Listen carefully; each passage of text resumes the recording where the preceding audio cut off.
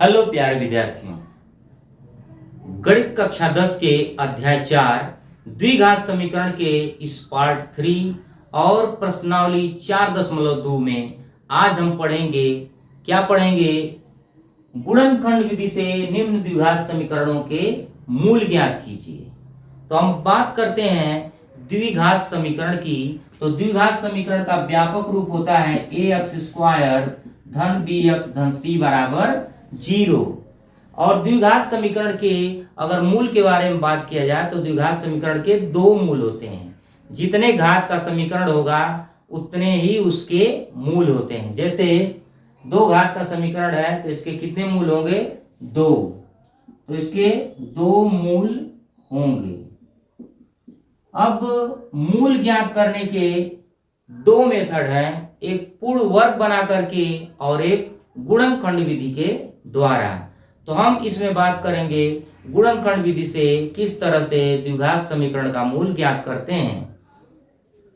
तो सबसे पहले क्या करते हैं, पहले पद और अंतिम पद का गुणा कर लेते हैं। पहले पद और अंतिम पद का गुणा कर लेते हैं और बीच वाले पद को 2 भागों में इस प्रकार तोड़ते हैं कि गुणा करने पर पहले और तीसरे पद के गुणनफल के बराबर आए।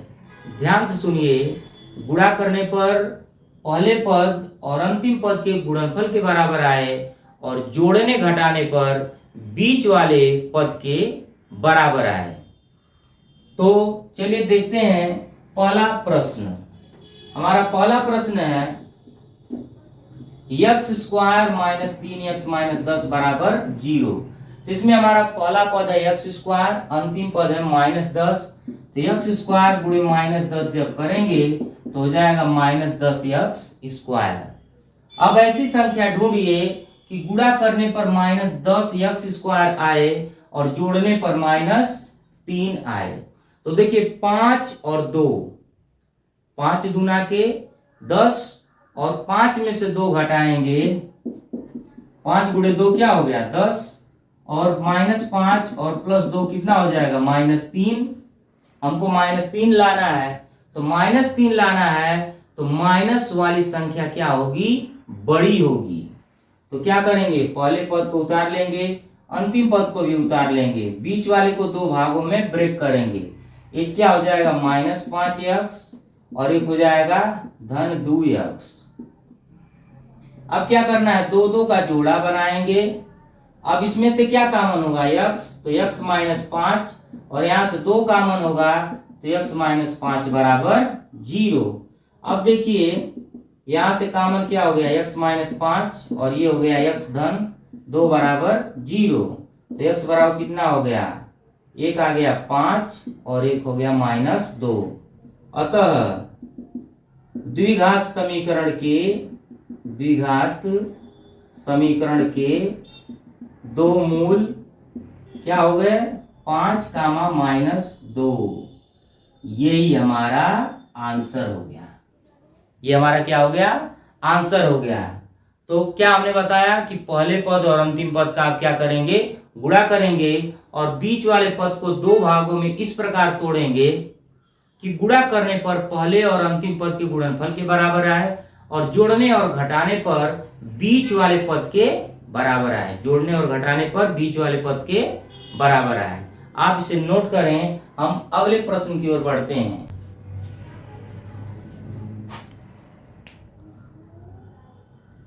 शुरू करते हैं दूसरा प्रश्न। दूसरा प्रश्न हमारा क्या है, देखते हैं दूसरा वाला प्रश्न। देखिए दूसरा प्रश्न क्या है, 2x² धन x माइनस 6 बराबर 0। 2x² धन x माइनस 6 बराबर 0। पहला पद हो गया 2x², उसका गुणा आप क्या करेंगे? -6 में, तो -12x²। -6 का 2 में तो -6 दूनी के 12 और x²। अब ऐसी 2 संख्याएं खोजिए जिसका गुणा करें तो -12 आए, लेकिन जोड़े घटाएं तो कितना आए? वो x आए। क्या है? x, यानी कि 1। गुणा करने पर 1 नहीं, गुणा करने पर 12, जोड़ने घटाने पर 1, 4 3 12, 4 में से 3 जाएगा 1, 4 तिया 12 और 4 में से 3 जाएगा 1। ये हमारी दो संख्याएं हो गई। पहले पद को उतार लेंगे। अब देखिए धन 4x, धन क्यों लिखेंगे? क्योंकि यहाँ पर हमको प्लस लाना है, तो बड़ी वाली संख्या प्लस होनी चाहिए। धन 4x माइनस 3x माइनस 6 बराबर 0। अब क्या करेंगे, यहाँ से 2 कॉमन और x भी कॉमन होगा, तो क्या हो जाएगा x धन कितना 2 माइनस 3 और x धन 2 बराबर 0। तो x धन 2 एक कोष्टक में और 2x माइनस 3 एक कोष्टक में 0। अब x बराबर हो गया -2 और 3/2। ये हमारे दो मूल हो गए। ठीक, इसे नोट करिए।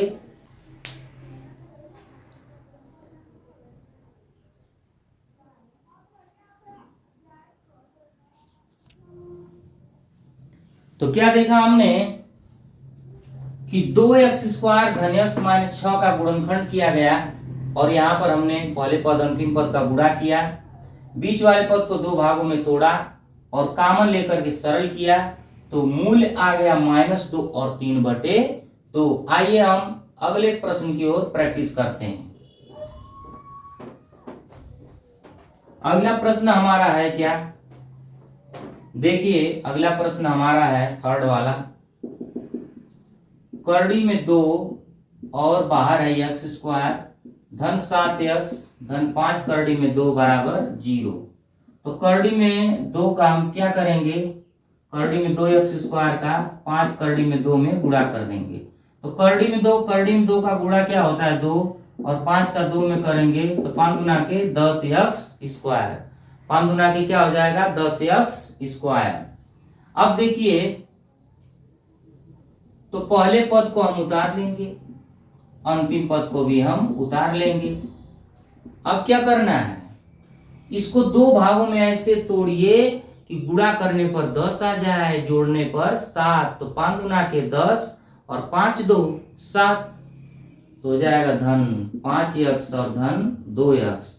2 भागों में इसको ब्रेक कर दीजिए। अब यहां से कॉमन लेने वाली जब बात होगी तो करड़ी में 2x² और धन 5x में क्या कॉमन मिलेगा, केवल और केवल x मिलेगा।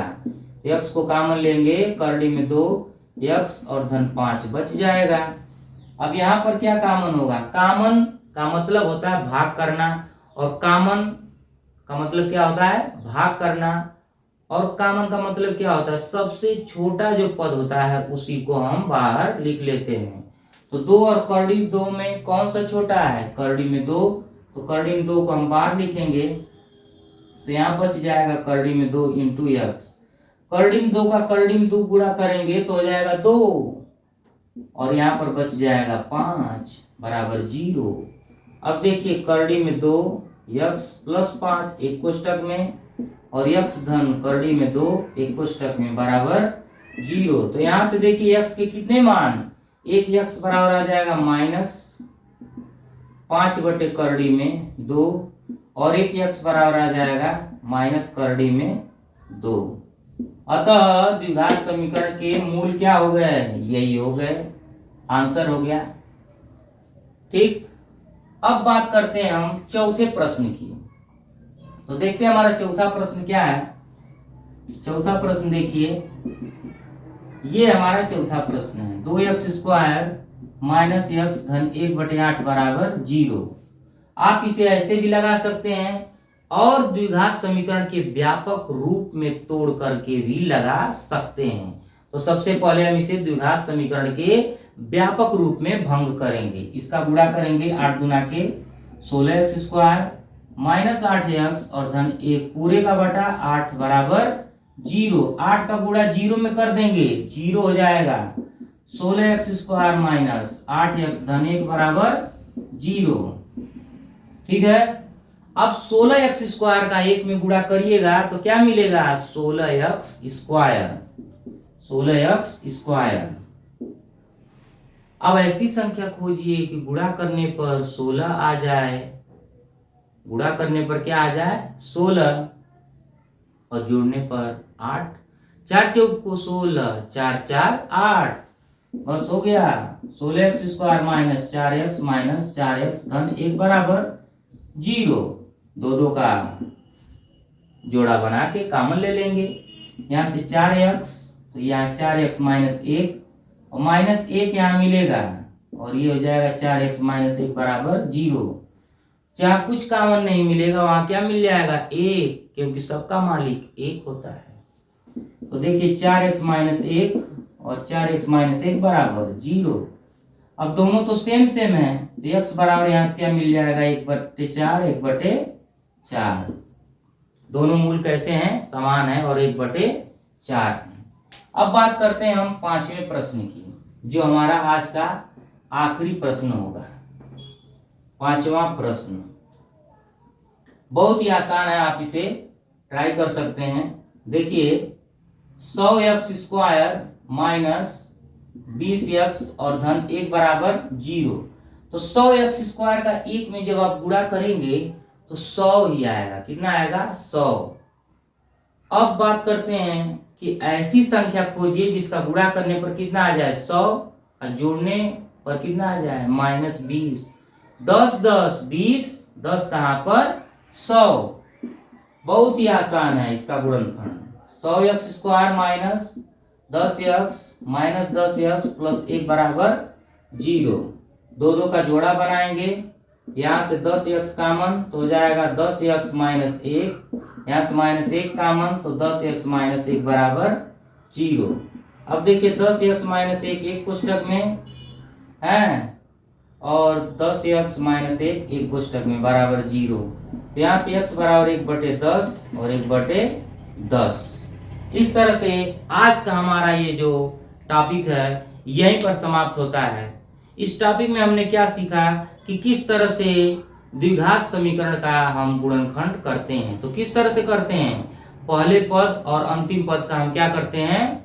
गुणा करते हैं और मध्य पद को दो भागों में ऐसे तोड़ते हैं कि गुणा करने पर पहले पद और अंतिम पद के गुणनफल के बराबर आए और जोड़ने घटाने पर बीच वाले पद के बराबर आए। तो जिन विद्यार्थियों ने द्विघात समीकरण के प्रश्नावली 4.1 को नहीं देखा है, डिस्क्रिप्शन बॉक्स में उसका लिंक आपको मिल जाएगा या आप चैनल के प्लेलिस्ट में जाकर के भी इसे देख सकते हैं। और आप डेली वीडियो देखिए और अपनी प्रैक्टिस को बरकरार रखिए। मिलते हैं अगले पार्ट में, तब तक के लिए good bye and take care.